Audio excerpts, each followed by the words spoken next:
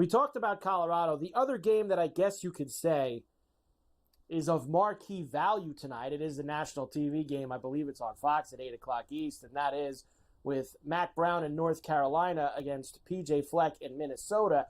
And it's never good, Joe, when you highlight the coaches as the reason why you're going to get involved in the game, because honestly, the teams, they're just not that great, Joe, to be quite honest with you. -2 now, North Carolina, a road favorite here up at Minnesota, where P.J. Fleck always rows the boat. We got a 51.5 total, as that's gone up a touch since this morning. Interesting, Joe, because, of course, it is Big Ten against ACC, and we do like when teams do that instead of playing, Howard or Central Connecticut State and all these others. We do like when teams actually do this. Yeah, they played last year, right? I think only they played in week 3 last year between these two teams. And interesting enough, even last year with under center for North Carolina was, a first-round pick and the backup for the New England Patriots and Drake May. And both teams still only scored, I think, 44 total points in that game.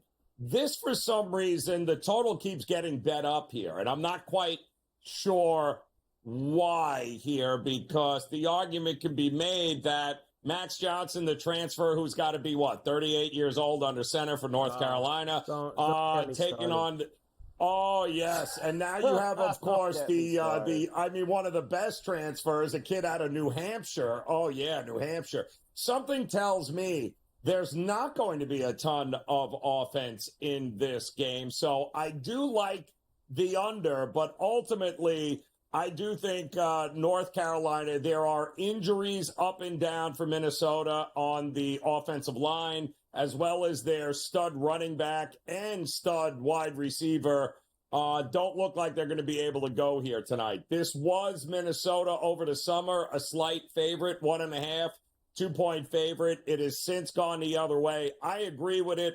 I do think North Carolina's got much more experience. Gene Chizik out as the defensive coordinator for North Carolina, but they've got some nice pieces returning and a ton of weapons on offense for Johnson.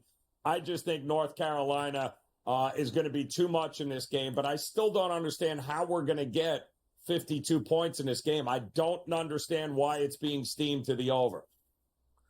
Yeah, you've got a team in Minnesota that can play some D, Joe. I mean, that's one thing that they could do, especially over their offense abysmal, but they can play some D. And you're right, I'm sick of these guys, Joe. These 25, 26-year-old core. These guys that have been in college now for 7 years, 8 years. Not enough already, Joe. I mean, I get it. They gave the kids the year for the COVID. Now you get all these special exemptions. You get all enough. You shouldn't be able to be on 4 teams in college football. You just shouldn't be able to go and play for 4 schools. It's just eventually it's got to end. I'm with you, Joe. I like the under tonight in that game. And I lean to Minnesota, but you're probably right. There's just a little bit more offensive talent on the North Carolina side. I'm going to stay away from the side, Joe. And I'm going to roll with you on that under tonight. There, let's get a nice 16-10 game to start the season up in Minnesota between those two. All right, here's a few more for tonight. Some of the ranked teams and others that are going to be in action. NC State starts things off with Western Carolina tonight. These are some heavy lumber games, Joe. 32.5. Missouri, 48.5 against Murray State. Kansas, 49.5 against Linwood.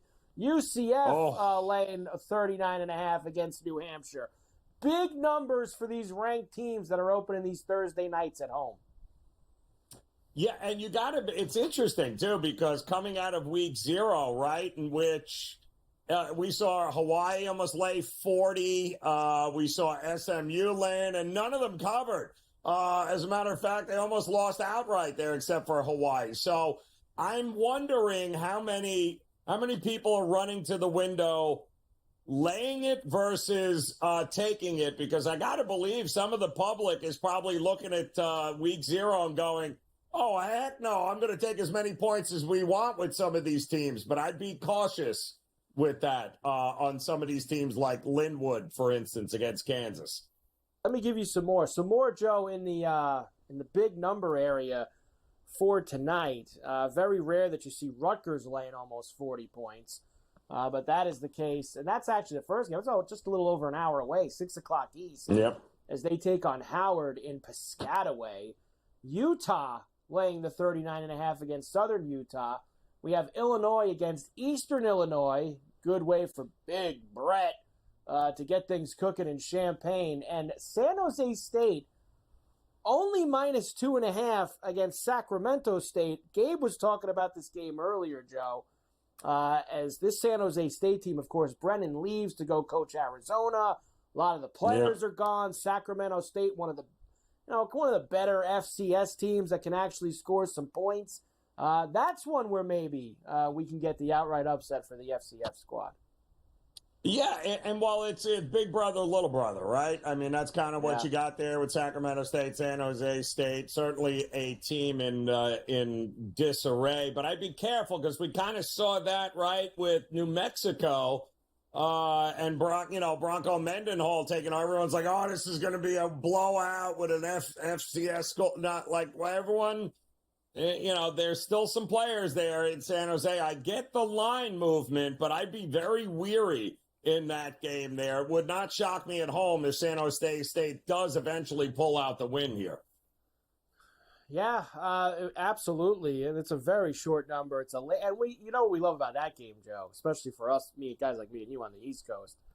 We love the 10 o'clock East kicks. Yes. Anytime we can get a little extra late night action involved in college football, we will be running to it. It's the first Thursday night bailout blowout game, right? You either try to bail out from the early ones, or you look for a blowout and go for them all in the late night games. So we will do that. Anything else interest you, Joe, here tonight? I mean, Lafayette and Buffalo, Fordham and Bowling Green, Duquesne and Toledo. Is there anything else here, Joe, on this slate on Thursday night that gets you excited? I do think the Coastal Carolina Jacksonville State game is also going to be pretty interesting here because you've got no more Grayson McCall there to kind of bail out Coastal Carolina. I mean, he always under center gave them an opportunity. You always had to think twice about him because you knew he was going to be able to throw the ball over the yard. But it's a new era there. Jacksonville State, by the way, even from last year, 7-1 against the number in their past 8 games at home. They returned a whole bunch of guys on this team. They played great defense. They can run the ball. Would not shock me if Jacksonville State wins easily in this one.